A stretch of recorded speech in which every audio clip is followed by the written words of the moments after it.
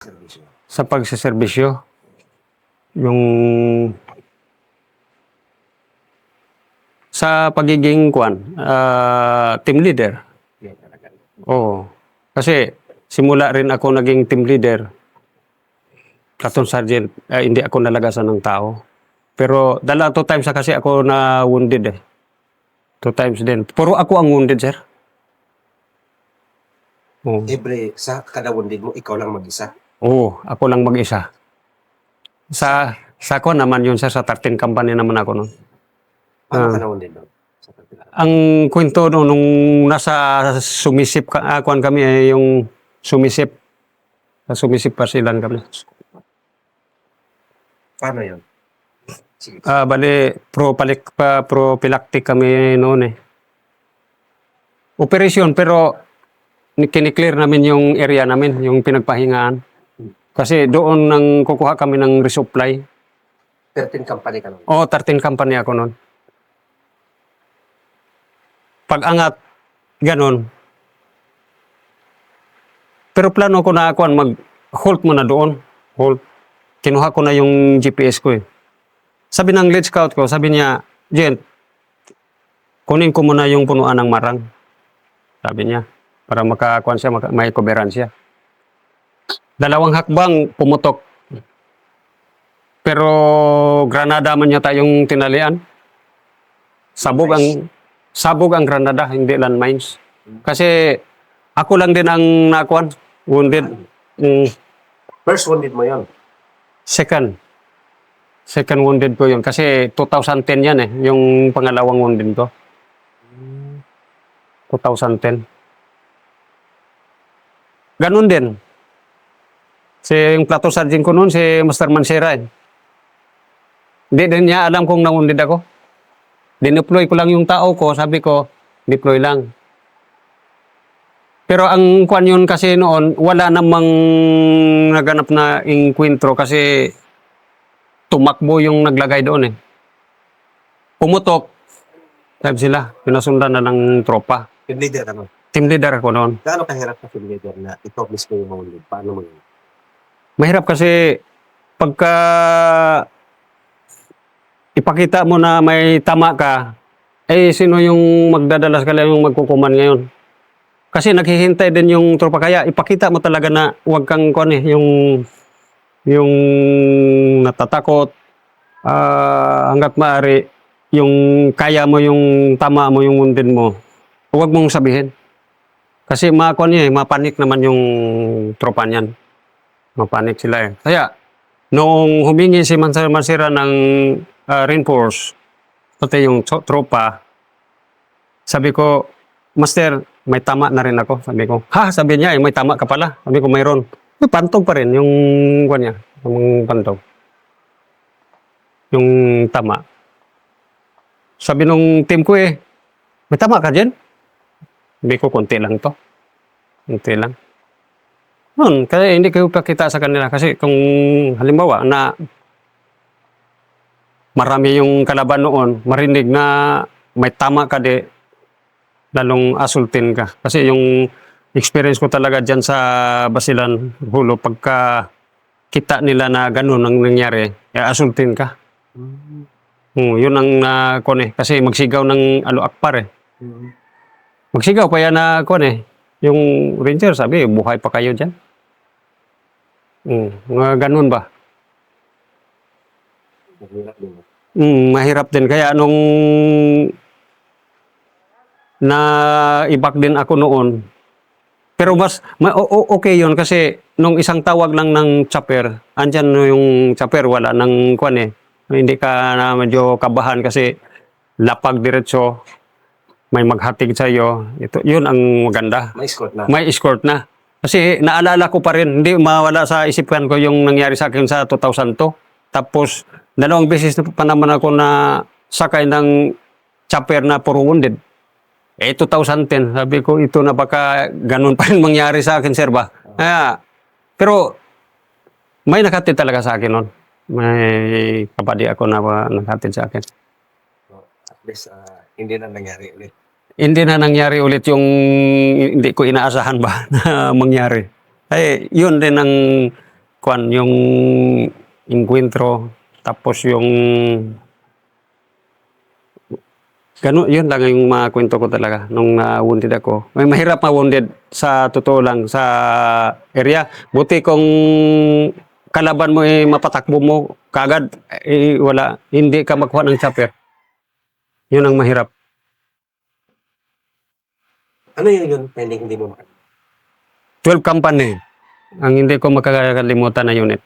dahil Dahil yun, ang enkwentro na grabing naranasan ko sa 12 company na ganun ang nangyari. Kasi ang 12 company kasi Hulu Basilan lang yung area niya noon eh. Nakapunta rin kaming Davao pero hindi kami nagtagal doon. Pull out na rin. Pero ang natagalan namin Basilan, Hulu. Tawid-kawid kami diyan, sir.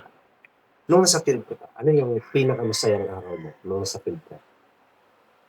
Ang pinakamasayang araw ko sa field, yung kasi ako noon pagka sabi nila rotation pahinga ng team, ayaw kong bumaba, sir eh. Kasi Hulo pa naman. Inisip ko yung baka maambos ba. Kaya kung bababa ang buong team namin yan, yun ang pinakamasayang araw ko na kasi yun lang man ang kaligayahan mo pagka makababa ka, makapahinga ka, makaligo man lang. Yun ang ko. Tapos makasama ko yung tropa. Sa 12 company naman noon talagang kakaintindihan yung mga tao doon. Kahit sabihin nila na mauin Basilan, pero yung mga tao talaga doon magkaisa. Magkaisa pa sa tropa. Maasahan mo sa time na inkwentro. Lalo na yung mga senior, yung mga 7-2. Kasi karamihan noon, may mga platoon sergeant sila eh. Hindi ka iiwan nila. Oo. Hindi ka pababayaan talaga noon. Yan ang kumpanya na akuanan ko. Organic, yan. Yung mula private, yan na talaga ako na akuan. Ranger talaga. Yan ang kauna-unang unit ko, yung 12 company. Ang pinakamalungkot na dun sa field. Yung pinakamalungkot naman na doon sa field, yung panahon na first break ka ngayon, December, balik ka, New Year, ay doon ka ngayon sa operation. Lagi na man yan sa atin mga ranger. Yun sa Hulo. Yun ang pinakamalungkot kasi umalis ka sa inyo, nagpa-prepare yung pamilya mo para sa New Year, ikaw babalik ka doon. Buti kung doon ka sa kampo, doon ka sa operation. Nandoon ka sa location ng kalaban. Naghahalugan. Nagpe-prepare ka para sa kalaban. Hindi yung prepare mo yung masaya ka para sa bagong taon. Yung pamilya mo. Yung pamilya mo, iniwan mo yan sila na kasi nagkuhan ka lang nag-25 ka lang doon. Christmas break yung naabil mo eh. Ngayon, babalik ka ng 29. Yung inalisan mo, nagpe-prepare sila para sa New Year. Sabagay yung misis mo, malungkot na rin siya kasi yun New Year, hindi mo makasama. Pero Gano'n kasakit? Mabigat sa paa. Mabigat sa pa nakaawol nga ako ng isang araw yan kasi ngayon bukas ang report ko, ngayon sasakay ako ng airplane kasi Cebu man ako umuwi. Ngayon yung anak ko hindi talaga ako bitawan na grabing iyak. Yung pag niyakap ako na sasama sila, hindi nila ako pagkarawalan. Kaya instead na yung ticket ko na sasakay ako ngayon, hindi ko na nasakayan yun kasi hindi ko iwanan yung mga anak ko nakaiiyak sila. Yung ginawa ko, sabi ko kay First Rabino sabi ko, Sir, First, baka maula ko ng isang araw. Ngayon man talaga, o bukas man talaga sana ako mag-report, pero itong mga anak ko kasi ayaw nila akong kinakapitan ako eh. Grabing iyak. Iyak nga ako, hindi sabi ko mag-aula ako isang araw, alang-alang sa mga bata. Ngayon, kinuha ako ng ticket ulit ni Mrs. Ang ginawa ko, gabi ako umalis. Pinatulog ko muna sila. Sasakay ako ng madaling araw. Okay. Cebu to Zamboanga. Kung hindi ko ginawa yon, kung araw ako alis, makita ako ng mga bata, hindi ako makaalis. Ang ginawa ko, pinatulog ko sila ng una. Sabi ko kay Mrs., ikaw na bahala, nakatulog na yung mga bata, aalis na ako. Doon ako magpahinga sa airport. Doon ako, sir, magpahinga sa airport. Hintayin ko na lang yung kwan ko, departure. Oras ng flight mo. Ang oras ng flight ko. Kasi, yun talaga. Buhay ng kwan, lalo yun ang pinakamalungkot na babalik ka doon sa kwan. Buti yung babalikan mo dyan nandoon yung tropa rin, kaya halubilo kayo doon. Wala rin, nandoon sa bukid. Doon kayo mag-New Year. Kaya, Ang pinaka yun ang pinaka masakit. masakit. Sabi ko yung mga ganun na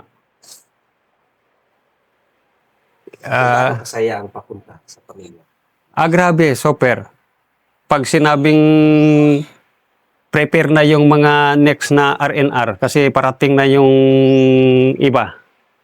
Grabe, halos sa isang gabi na yan piniprepare ko na yan yung gamit ko yung style ko naman, sir, pagka nilatag ko yung gamit ko na yan para makita ko, walang makalimutan. Kasi kung nakalimutan ko na yan, hindi na ako babalikan, hindi ko na yan babalikan.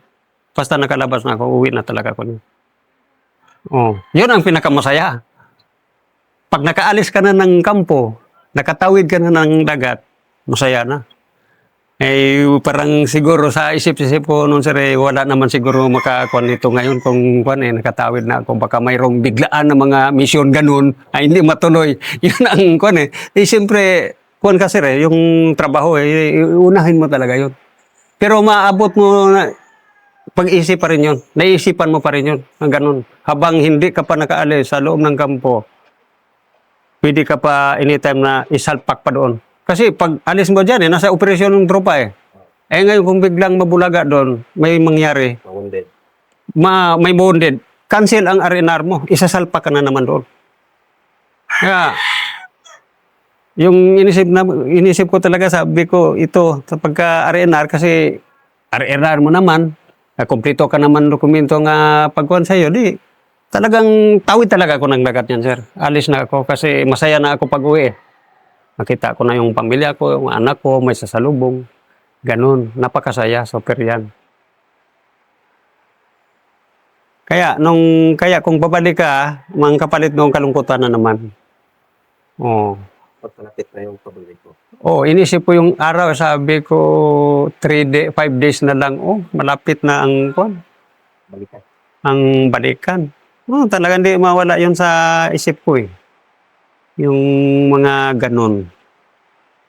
Lalo na kung bata ka pa sa serbisyo, kuwan ka talaga doon.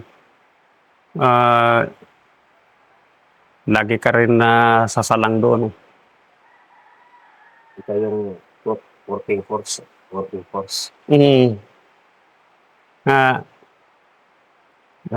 Nagpapasalamat ako at wala naman nangyari hanggang ngayon.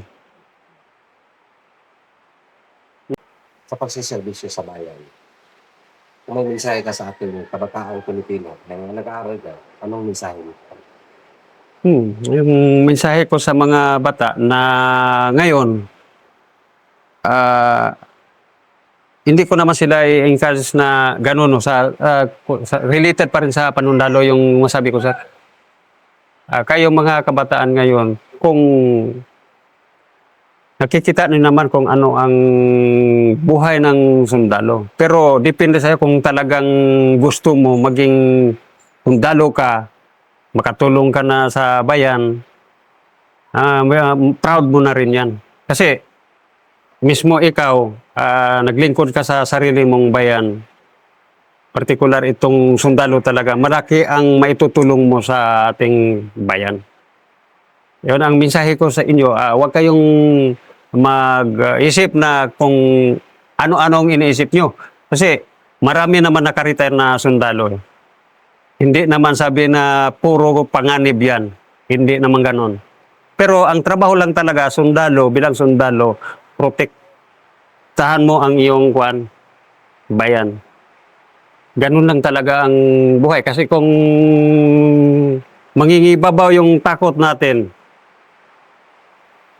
hindi, siguro hindi ganun. Isipin mo na lang na pag na sundalo ka, proud ka. Proud ka na maging sundalo ka. Kalingkod ka sa iyong inang bayan. Tama gusto magsundalo. Anong Yung mga nakakagustong magsundalo, tuloy nyo lang. Proud kayo sa maging sundalo kayo.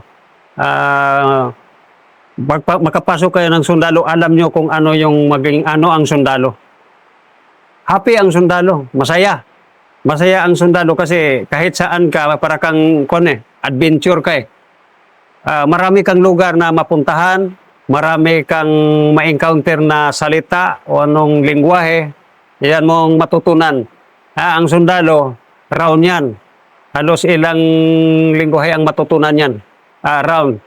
Ma-Ilocano man, ma-Bisaya, o anong salita dyan. Kung nagtagal ka sa lugar na yan, alam na alam nyo. Kaya mga kabataan, tuloy nyo lang ambisyon na maging sundalo kayo.